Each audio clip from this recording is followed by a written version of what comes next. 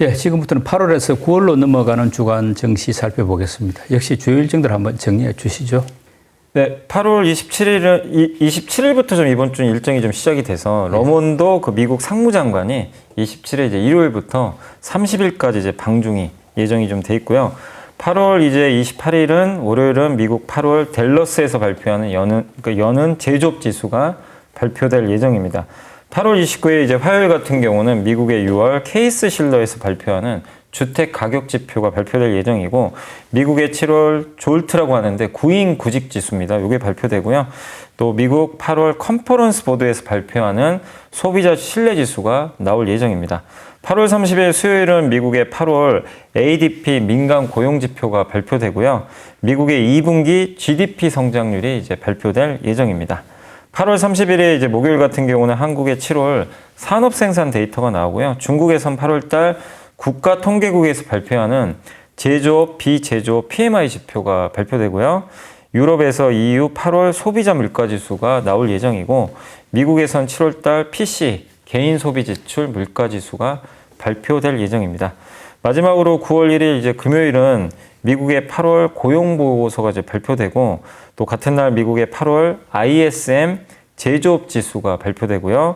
중국에선 8월 달 차이신 제조업 PMI가 발표되고, 9월 1일부터 이제 9월 5일까지는 독일에서 세계 3대 이제 가전 박람회입니다.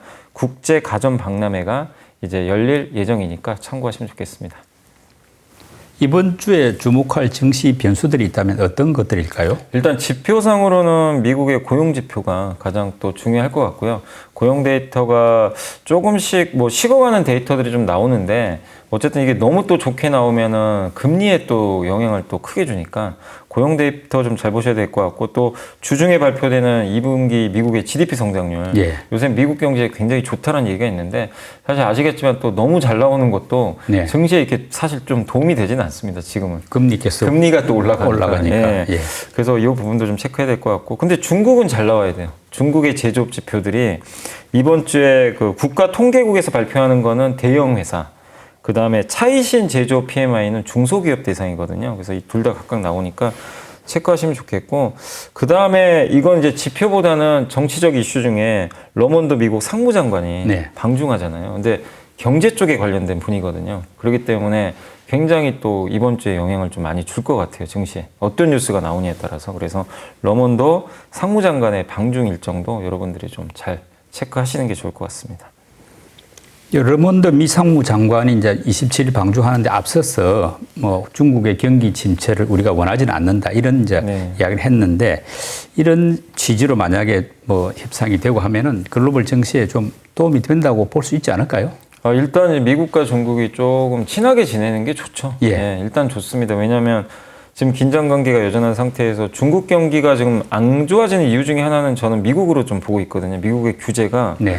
심해지다 보니까 실제 미국 수출도 줄어들고, 미국은 중국 수입이 확 줄었더라고요. 예. 예, 그걸 다른 나라가 채워가는 데이터가 확실히 나와 있기 때문에 양 국가가 조금 이제 좀 분위기를 바꿔준다면 당연히 이제 투자 심리에는 좀 우호적으로 분위기가 예. 근본적으로 바뀌진 않아도 예. 지금 같은 속도가 조금 완화가 돼도 좀 나아지겠죠. 예. 근데 이제 좀 기대는 해볼 만한 게 예. 이번에 방중하기 전에 뭐가 나왔냐면, 지난해부터 이제 그러니까 그 상무부가 지금 중국 기업하고 단체 27곳 있잖아요. 요거 수출 통제 대상에 지금 묶어놨는데, 요거를 이제 이른바 미검증 목록에서 제외한다라는 그런 이제 뉴스가 나왔더라고요.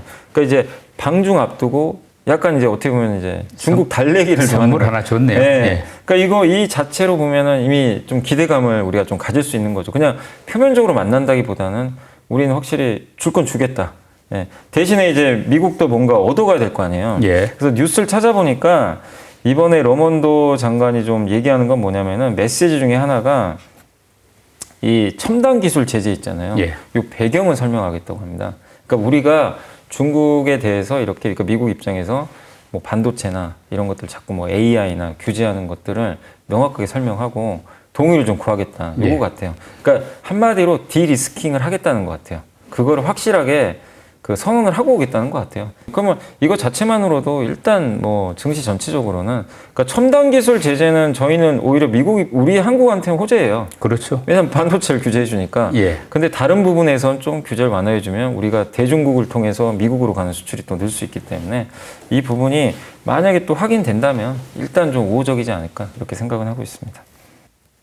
미국이 한국 반도체 장비의 대중국 수출 통제 유예 조치를 하죠. 그것을 한 1년 연장한다 이런 이제 보도가 있었는데 그렇게 본다면은 뭐 삼성전자나 SK 하이닉스는 또다시 큰 고비를 좀 넘겼다고 볼 수 있지 않겠습니까? 일단 이제 연장되면 당연히 이제 호재라고 좀 봐야 됩니다. 왜냐하면 지금 당장 중국을 뭐 대체할 방법이 없거든요. 예. 이 큰 공장을 가동을 중단할 수도 없고 그리고 여기서 또 첨단 제품들도 좀 만들어내야 되기 때문에 그래서 1년 유예를 한다면 일단 또 시간을 번 거니까 긍정적으로 봐야 되겠고 일각에서는 무기한으로 연장할 수 있다라는 그런 방안도 좀 고려 중이다라는 내용도 있더라고요. 그 한미 정상회담 이런 게 전체적 네. 분위기가 좀 좋아지면 그것도 네. 가능할 것 같더라고요. 근데 그게 사실 우리나라 메모리 반도체가 사실 이게 어떻게 보면 안보 목적으로 쓰이는 건 저는 아니라고 보거든요. 예. 이제 보통 무기 같은 데 들어가는 거는 메모리보다는 그런 이제 시스템 반도체거든요. 반도체죠. 근데 이 공장들은 다 낸드나 디램 쪽이거든요. 예. 그렇기 때문에 사실 이게 미국이 그 중국을 규제하는 가장 큰 목적은 안보 때문이거든요. 그러니까요. 그래서 그런 것들을 만약에 만약에 회담에서 네. 만약에 대통령이 또 잘 어필을 하셨으면 예. 무기한 연장될 수도 있는 거거든요. 어쨌든 만약에 1년 유예 전장 조치가 확실히 결정된다면 일단 좀 호재라고 좀 또 시간을 벌 수 있어서 이 부분만 해도 그 삼성전자 하이닉스 주가에는 긍정적이고 이렇게 되면 이제 우리가 봐야 되는 게 명확해지죠. 중국 리스크가 좀 해소되면서 이제 중국 수요만 좀 기다리면 되거든요. 예. 그래서 이제 투자자들이 좀 볼 수 있는 선택지가 더 좁아져서 오히려 더 투자하는데 더 좀 편해지지 않을까 이렇게 좀 보고 있습니다. 삼성전자가 AMD의 HBM하고 패키징 턴키 수주를 뭐 거의 할 수 있게 됐다 이런 뉴스도 나왔고 또 엔비디아의 어떤 그 턴키 수주도 지금 협상 중이다 이런 그 뉴스가 나왔는데 왜 주가에 이게 제대로 반영이 안 될까요? 일단 이제 엔비디아가 지금 90% 점유하고 있거든요. 예, AI 반도체. AI 반도체 부분. 사실 AMD는 지금 경쟁력이 좀 떨어져요. 예, 점유율도 좀 낮고 원래 AMD는 또 주력이 CPU 쪽이에요. 네. 인텔과 경쟁하잖아요. 그러다 보니까 삼성이 이번에 이제 그 품질 테스트 통과한 거는 AMD 제품이다 보니까 이거 시장에서 이런 거죠. 이거 통과해서 수주 받아도 물량 얼마 안 되면 어떡하지? 약간 이제 이거를 좀 생각을 하고 있는 것 같아요. 그래서 엔비디아 수주를 원하는 것 같아요. 예. 지금 시장은. 중요한 거는 AMD라도 수주를 따내야 예. 이게 레퍼런스 쌓이고 이력이 생기는 거잖아요. 그러니까 실적이 생기는 네, 거죠. 그럼 당연히 이거 수율 잘 나오네 하고 엔비디아 그걸 모를 리도 없고 네. 그러면 엔비디아 입장에서도 TSMC에 맡기는 것보다는 이원화하는 게 훨씬 낫습니다. 단가 측면에서도. 예. 그리고 삼성이 잘하는 건 턴키로 다 해주잖아요. 예. HBM부터 뭐 이거 HBM 하이닉스 거를 저기 미국에 보냈다가 다시 TSMC 보낼 이유가 없는 거죠. 그래서 원가 절감에서 굉장히 또 유리할 수 있기 때문에 그 엔비디아 입장에서도 뭐 당연히 좋은 선택지가 될 수 있어요. 그래서 아직까지는 여러분들이 생각할 거는 AMD 수주 따냈다고 실적이 엄청 좋아진다 이거보다도 AMD가 되면 엔비디아도 갈 수 있겠구나. 예. 그래서 가장 중요한 건 엔비디아를 따내야 됩니다. 이게 저는 더 중요하다. 아직 그게 이루어지지 않았으니까 예. 주가에는 반영이 제대로 안 되고 아직은 있다고 조금 봐야 되겠네요. 맞습니다. 그 반도체 소부장주 같은 경우에 2분기 실적이 아주 좋았던 이런 이제 종목들이 꽤 있는데 문제는 이제 주가가 이미 많이 올랐지 않습니까? 그 하반기에 뭐 우리 9월 이후에 새로운 이제 상승 랠리가 나오려면은 이런 좋았던 반도체 주들 소부장주들 어떤 조건이 좀 만족돼야 그게 가능해지겠습니까? 상승 랠리 재현. 일단 AI 모멘텀이 꺾이면 안 됩니다. 뭐 갑자기 AI 투자한다고 했는데 이거 생각보다 금리 높고 이래가지고 투자 줄이겠다. 이러면 이제 이거는 사실 무너지는 거고요. 그래서 기본 조건은 HBM에 대한 성장 스토리가 훼손은 되면 안 돼요. 예. 주가 빠질 수 있든 많이 올라서 빠지더라도 그 펀더멘털 자체는 버텨줘야 그 다음이 저는 있다고 보거든요. 그래서 그게 이제 첫 번째 전제 조건이고 그리고 두 번째는 결국엔 업황 수요거든요. 아까도 말씀드렸지만 그래서 제일 중요한 게 저는 퀄컴 같아요. 퀄컴이 이 모바일에 들어가는 그 AP 칩을 설계하는 회사잖아요. 예. 그래서 그거를 이제 뭐 TSMC가 또 제조도 해주고 삼성도 해주는데 결국 이 회사에는 모바일이 살아나야만 돈을 버는 회사거든요. 그래서 앞으로 봐야 될 거는 퀄컴의 주가 흐름, 이 실적 이런 부분들을 여러분들이 잘 보시면 좋을 것 같고, 그게 살아나면은 전공정이 저는 움직일 가능성이 좀 높아진다. 네. 이렇게 좀 보고 있습니다. 그리고 지표상으로는요, 미국의 그 ISM 제조업 보시면 좋을 것 같아요. ISM 제조업 지표랑 반도체 경기랑 거의 비슷하게 가요. 거의 동행 지표입니다. 왜냐하면 ISM 제조업 지표가 결국 뭐냐면 미국 제조업 지표잖아요. 네. 주문 받고 이런 것도 거기에 반도체 다 들어가거든요. 그러니까 이게 살아난다는 얘기는 반도체 주문 들어온다는 얘기예요. 수요가 회복된다는 이야기네요. 그러니까 이런 이제 저 조건들을 한번 보시면서 하반기 좀 차분하게 한번 소부장주들 보시면 좋을 것 같습니다. 2차 전지 양극재 대표주라고 할 수 있는 게 이제 포스코 홀딩스인데, 그 목표 주가를 놓고 지금 국내 정보사 중에서 뭐 한국투자증권은 90만 원인데 교보증권은 45만 원으로 말하면 이 차이가 너무 크더라고요. 또 거의 2배인 셈인데, 이 양측에 이렇게 보는 어떤 논리가 있을 거 아닙니까? 어떤 식으로 서로 다릅니까? 일단 한국투자증권은 리튬 가치에 대해서 굉장히 이제 아주 높게 평가를 했고요. 세 번째 도약기다. 이제 보고서를 읽어보니까 그 포항 이제 제철소가 준공된 1974년부터 84년까지 그때가 첫 번째 예. 도약기였고, 광양제철소 또 건설된 게 1987년이거든요. 그 후로 10년이 두 번째 도약기. 이번에는 이제 2차 전지 소재 리튬으로 세 번째 도약기가 시작이 됐다. 이렇게 좀 이제 보고서를 적었고, 지금은 아니지만 27년도에는 감가상각비나 이런 걸 제외한 이제 영업이익이라고 그러죠. 에비타라고 하는데, 요게 철강보다 2차 전지 소재가 더 많아질 것 같다. 그러니까 한마디로 그룹의 중심축이 이제 철강에서 바뀐다. 근데 그거를 이제 지금 반영을 하고 있는 거죠. 그래서 과거 밸류로 보면 안 되고, 그래서 지금 그걸 계산해 봤을 때는 목표 주가, 그러니까 주가 순자산 비율이 지금 PBR 한 배가요. 포스코홀딩스가 70만 원 정도 나와요. 예. 그러니까 지금도 사실 뭐 PBR로 보면 비싼 건 아니죠. 한 배가 안 되니까. 예. 근데 거기다가 리튬 가치, 주당 리튬 가치를 계산을 했더라고요. 그걸 계산해 보니까 20만 원 나온대요. 그걸 이제 더하니까 90만 원이다. 그래서 예. 그 얘기를 좀 해서 90만 원으로 받고, 전기차 시대를 살아가는, 그러니까 대한민국 국민 누구라면 투자해야 될 주식이 될 거다. 이렇게 보고서에 좀 굉장히 긍정적으로 적어놨는데, 교보증권도 목표 주가는 올렸어요. 35만 원에서 45만 원으로 예. 올렸는데, 현재 주가는 최근 10년 내 최대치라고 합니다. PBR이 0.93배거든요. 네. 그러니까 10년 동안 가장 높은 이제 밸류에이션인데, 그러니까 긍정적인 내용도 있어요. 친환경 미래 소재 등으로 이렇게 변모했기 때문에 멀티플이 올라가야 된다. 그건 분명한데, 근데 리튬으로 지금 돈 버는 건 아니에요, 아직은. 그러니까 아직은 철강인데, 철강 비중은 그럼 도대체 얼마를 줘야 되고, 약간 이제 계산하기가 좀 난해하다고 좀 보고 있는 것 같아요. 그래서 일단 어쨌든 전통적 밸류 방식으로 조금 평가가 좀 어려운 건 좀 아쉽지만, 이번 랠리로 만성적 저평가인 그 철강 섹터에서 새로운 가치 평가 기준이 이제 앞으로 세워지기를 좀 기대한다. 그러니까 사실 목표 주가 45만 원이지만 부정적으로 쓴 건 아니에요. 야. 부정적인 건 아니고 35에서 45로 올렸고, 다만 밸류 평가하는데 조금 더 시간이 필요할 것 같다. 그래서 45만 원인데 지금 어쨌든 그래도 현재 주가보다는 낮다 보니까 예. 이거 좀 약간 부정적으로 보는 거 아니냐. 사실 그런 내용은 제가 읽어보니까 부정적인 내용은 아니었어요. 예. 그 내용은 좋게 보는데 주가 자체 레벨은 또 그러니까 지금보다 적정 떨어지니까. 주가 계산이 예. 어렵다. 아. 약간 이게 도대체 이 리튬도 아직 이제 수익이 양산이 없죠. 예, 양산을 크게. 아직 안 하고 있잖아요. 네. 그러니까 한 분은 굉장히 이제 좀 공격적인 거죠. 한 분은 조금 이제 신중하게 천천히 하겠다. 예. 이런. 근데 두 분의 공통적 의견은 바뀌었다, 회사가. 그건 맞는 것 같아요. 네. 새로운 가치 평가 기준을 적용은 하긴 해야 된다. 예. 이건 좀 공통적인 평가인 것 같습니다.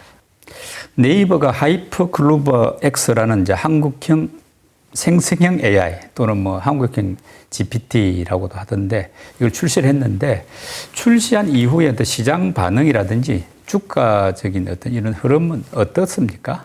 출시하는 날 이제 그 공개 전에는 주가가 급등을 했어요. 한 6% 올랐다가. 네, 기대감에. 예, 근데 장 끝나고 이게 이제 공개가 됐어요. 그래서 이제 많은 분들이 써보신 것 같더라고요. 근데 이제 반응이 좀 그렇게 좋진 않았어요. 챗봇이 이게 물어봐도 너무 원론적인 답변만 하고, 그러다 보니까 이제 물론 트래픽이 또 몰렸나 봐요. 네. 초기에 막 다들 하다 보니까 나중에 좀 정상적인 또 답변도 나왔다고 하는데, 그러니까 이 얼마 전에 챗 GPT도 보고 바드도 봤잖아요. 예. 그러니까 이제 새롭진 않은 거죠. 단지 한국어를 잘하는 거지 예. 뭔가 좀 새롭지는 않다. 그래서 다음 날은 주가가 오히려 또 약간 내리는. 실망 매물이 좀 나왔는데 다만 이제 애널리스트 의견은 좀 뭐냐면은 이게 베타 버전이고 아직 네. 테스트 버전이에요. 그렇죠. 네, 그리고 생성형 AI 특징은 학습을 계속 해야 돼요. 그러니까 여러분이 많이 물어보면 더 좋아요. 아. 점점 똑똑해지는 건 예. 맞습니다. 처음에 똑똑해질 수는 없어요, 사실. 다만 이제 네이버가 방점을 두고 있는 거는 뭐냐면 이거는 저는 긍정적인 것 같아요. 이걸로 돈 벌겠다는 겁니다. 이걸로 뭐 서비스도 하겠지만 네. 수익 모델은 이제 확실히 좀 나온 게 뭐냐면 광고에 좀 특화되는 모델로 해서 우리가 이제 보통 지금은 뭐 예를 들면 나이키에서 뭐 내가 신발을 사겠다. 그럼 나이키 뭐 신발 이렇게 딱 쳐서 검색하면은 거기 배너 광고 나오잖아요. 예. 그거 따라 그냥 들어가서 내가 보고 하는데 이 광고는 우리가 그 매장의 매니저랑 얘기하는 것처럼 몇 개 멘트가 달린대요. 아. 매니저가 나한테 얘기를 해주는 거예요. 예. 그럼 그 중에 내가 관심 있는 멘트를 클릭하면 들어가서 이제 매니저랑 상담하는 것 같은 아. 그런 식으로 이제 광고가 바뀐다고 합니다. 광고가 말하자면 그냥 보여주는 게 아니고 나의 네. 궁금증을 질문해가지고 네. 답을 해주는 이런 그러니까 식의 내가 광고. 이제 마치 오프라인 매장에 거기 매니저분하고 이게 얘기하는 것처럼. 예. 예. 근데 보통 우리 신발 살 때 그렇게 얘기하잖아요. 예. 그러니까 그런 식으로 이제 광고를 이제 바꾸는 걸 이미 보여줬거든요. 그래서 광고가 좀 더 고도화될 것 같고 광고주 입장에서도 훨씬 더 효용이 있겠죠, 사실. 그게 있고 두 번째로 이제 가장 핵심은 이거예요. 생성형 AI 모델을 어디다 쓸 거냐면 기업들한테 주겠다는 겁니다. 예. 요걸 통해서 네이버 AI 쓰면 기업들이 AI 이거를 이제 약간 이제 또 저렴한 비용으로 뭐 중소기업들은 자기가 어떻게 AI 하겠습니까? 그 많은 비용을. 근데 구독형으로 갈 것 같아요. 월 얼마 내면 네이버 써라. 마음대로. 네. 그럼 이제 네이버 AI 이용해서 그 많은 프로그램들 짤 수가 있잖아요. 예. 사람이 하면 좀 시간 오래 걸리는 것들을 그런 것들을 이제 하겠다. 근데 그거는 저는 의미가 있는 것 같아요. 근데 그런 쪽으로 해서 돈을 벌겠다. 다만 그걸 통해서 돈 버는 건 시간이 걸립니다. 예. 당연히.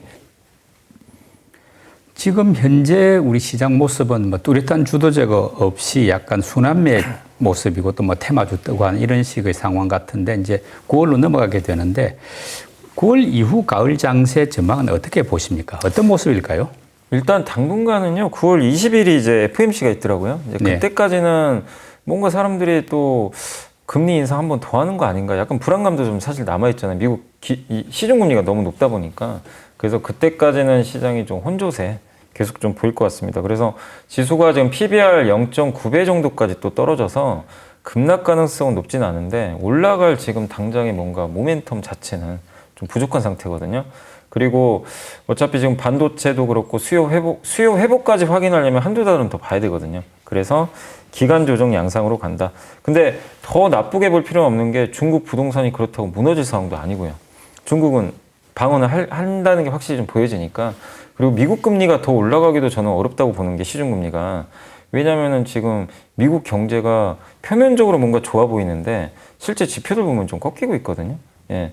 뭐 그렇기 때문에 금리 상단도 저는 좀 제한돼 있다. 그래서 일단 9월 중순까지는 박스권으로 좀 보시면서 그 FMC 이후로 만약에 금리가 좀 안정화되고 중국의 부양책이 좀 나와준다면 그 오히려 가을장은 저는 기대해 볼 수 있다고 좀 생각을 해요. 그래서 가을장을 기대하면서 지금 안 좋을 때 그 3분기나 4분기 이후에 좀 좋아질 업종이 뭔가 요걸 고민하면서 그런 기업들을 좀 찾아내셔서 좀 분할로 좀 접근할 때가 아닌가. 저는 좀 그렇게 보고 있습니다. 그래서 9월 중순까지는 급하게 하지 마시고 좀 조정장을 이용해서 조금씩 비중을 늘려가는 그런 전략이 낫지 않겠나라고 좀 말씀드리고 싶습니다.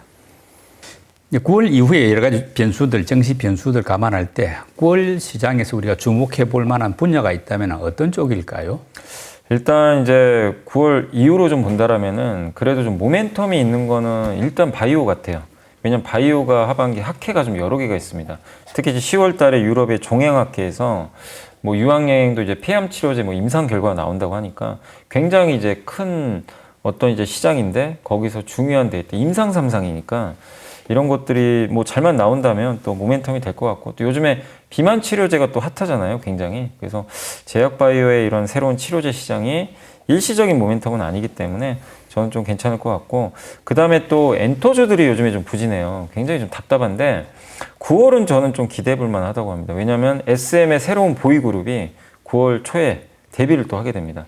그리고 블랙핑크 아직 재계약은 좀 얘기는 안 나왔는데 9월에 서울에서 그 공연하더라고요. 콘서트 한다고. 그래서 재계약 가능성도 좀 있는 것 같고, 또 9월에 미국 현지 걸그룹 또 데뷔 일정들도 있으니까 엔토즈가 좀 약간 좀 요즘 비껴나 있거든요. 근데 모멘텀은 좀 있으니까 한번 좀 관심 가져볼 필요는 있을 것 같고, 그 다음에 지금 수출이 가장 안 좋은 게 좀 뭐냐면은 오히려 저는 안 좋은 쪽이라고 한다면 이제 개선될 거라고 보거든요. 그래서 그거와 맞물려서 반도체라든가 MLCC 쪽 있잖아요. 이게 사실 중국 수요와 맞물려 있는데 이쪽은 더 나쁠 것 같지는 않아요. 그래서 시간과 함께한다면 수출 데이터 개선되면서 주가 흐름도 좀 나아지지 않을까 이렇게 좀 보고 있어서 이런 업종들 한번 9월에는 한번 좀 지켜보시면 어떨까라고 말씀을 드리겠습니다. 예, 초보 투자자들을 위한 팁 제공 순서 연불리의 보고서 듣는 시간 됐는데요. 어떤 주제로 준비해 오셨습니까? 네, 오늘은 이제 신한투자증권에서 나온 보고서인데 좀 많은 분들이 있어요. 오강호, 이병화, 정용진, 최태영, 권민규, 박윤, 김병수, 허성규, 백지호 연구원이 여러분들이 이제 합쳐서 쓰신 건데 제목이 유레카라고, 그러니까 뭐냐면 이제 이것도 역시 좀 자동차 얘기인데 여기는 이제 스마트카 전장 부품 쪽 있잖아요. 예. 그거 관련된 얘기입니다. 그래서 간단히만 설명드리면 유레카 하면 원래 찾았다는 뜻인데 네, 찾았는데 여기서는 이제 자동차 CAR 카로 네, 카로 바뀌네. 바꿔서 예. 네, 그래서 제목을 좀 약간 이제 굉장히 좀 재치 있게 예. 해주신 것 같습니다. 자율주행 레벨 2는 아직까지 운전자가 주도권을 갖고 있는데 레벨 3가 이제 나오고 있잖아요. 예. 그거는 주도권이 차로 넘어갑니다. 그래서 거기서 제일 중요한 게 역시 그 자율주행 서비스 중에 이쪽 소프트웨어 쪽이죠. 그래서 소프트웨어를 좀 많이 강조해 주셨고, 자율주행 같은 경우는 이제 그 흔히 얘기하는 거로 SDV라 그래가지고 소프트웨어로 정의된 이제 차량이라고 하는데, 차량이 이제 우리가 물리적인 제어가 아니라 업데이트 있죠. 무선 업데이트를 통해 가지고 컴퓨터나 이런 걸 통해서 이제 제어하는 시스템으로 바뀌어간다. 이렇게 좀 보시면 좋을 것 같고, 그러기 위해선 전장 부품이 많이 달려야 됩니다. 그래서 당연히 거기에 카메라 달려야 되고 센서, 그 다음에 전기차 기반이에요. 예, 기반 자체가 배터리로 갑니다. 예, 그렇기 때문에 거기 들어가는 배터리, 모터, 감속기, 파워트레인이라 그러죠. 이런 것도 중요할 수밖에 없고, 또 MLCC 같은 수동 부품, 요즘에 또 차량용 디스플레이가 또 굉장히 많이 바뀌잖아요. 요즘에 뭐 일체형으로 기본적으로 나오더라고요. 디스플레이 시장. 또 한 가지가 자동차용 반도체. 이쪽도 이제 당연히 성장할 수밖에 없겠죠. 그래서 이런 쪽과 관련된 산업은 계속 좀 커질 수밖에 없다라는 그런 내용들이 나와 있으니까 좀 참고하시면 좀 좋을 것 같고, 그리고 이제 이분이 좀 강조하는 거는 그 현대차 그룹의 이제 모빌리티 계획인데, 현대차 같은 경우는 25년까지 그 SDV 이제 소프트웨어로 정의된 그 자동차를 이제 만들기 위해서 레벨 3 자율주행을 이제 도입을 하고요. 전 차종에 무선 업데이트 적용을 하고, 그 다음에 FOD가 뭐냐면 구동 모델이에요. 일정한 돈을 내면 현대차의 소프트웨어 지원을 받을 수가 있는 거죠. 예. 뭐 마치 그 테슬라가 그래 하고 있죠. 그거 있고, 차세대 전기차 전용 또 플랫폼을 개발을 또 하고 있다고 합니다. 이런 것들 통해서 25년도에 본격적으로 진짜 이제 그 테슬라와 이제 한번 경쟁할 수 있는 그런 차들을 내놓는다고 하니까 한번 좀 참고하시면 좋겠고, 거기서 역시 좀 제일 중요한 분야 중에 하나가 자동차용 소프트웨어가 있어야 결국에 이 모든 것들을 통제하는 거거든요. 그 테슬라가 잘하는 게 결국에 소프트웨어로 이 부품들을 좀 통제하니까 그 현대차에 관련된 그 소프트웨어 산업들도 한번 좀 관심을 좀 가져보시면 좀 좋을 것 같고, 그리고 역시 소프트웨어가 중요해지면 또 중요해진 게 차량용 인포테인먼트.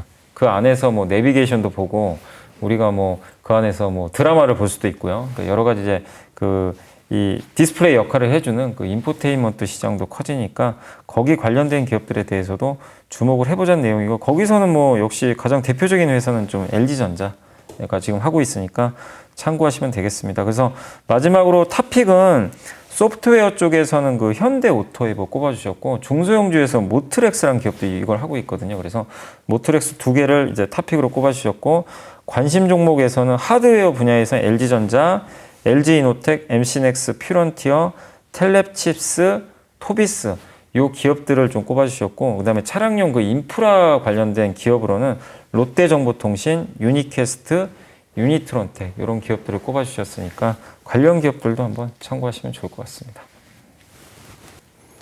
네, 연 이사님이 소개하는 보고서들은 하루 이틀밖에 지나지 않은 따끈따끈한 내용들입니다. 시성이 좋고 또 임 이사님 기준으로 봐서 설명력도 뛰어난 이런 보고서를 고른 만큼 뭐 2번, 3번 반복해서 들어보면 많은 도움이 될 것 같습니다. 임블리의 비밀노트 오늘 순서 마칩니다. 임 이사님 수고하셨습니다.